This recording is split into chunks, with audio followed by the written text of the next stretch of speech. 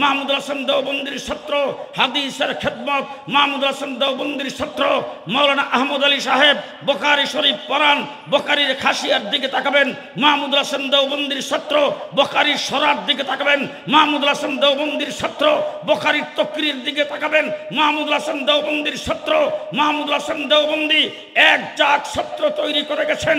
নিজে কোনো কিতাব লেখেন নাই, কিন্তু তিনি বলেছেন এমন কিতাব লিখে গেছি যেই কিতাব কিয়ামত পর্যন্ত যুগে যুগে কালের সাক্ষী হয়ে থাকবে।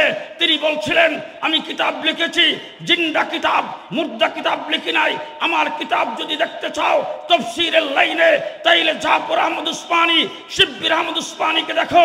আমার কিতাব যদি দেখতে চাও হাদিসের লাইনে, আনোয়ার শাহ কাশ্মীরকে দেখো। আমার কিতাব যদি দেখতে চাও যুদ্ধ জাহাদের লাইনে, উবাইদুল্লাহ সিন্দিকে দেখো।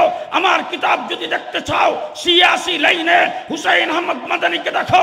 আমার কিতাব যদি দেখতে চাও তাসাউফের লাইনে, হযরত আশরাফ আলী থানভীকে দেখো।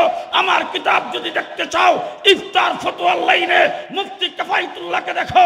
আমার কিতাব যদি দেখতে চাও দাওয়াত ও তাবলীগের লাইনে, মাওলানা ইলিয়াসকে দেখো।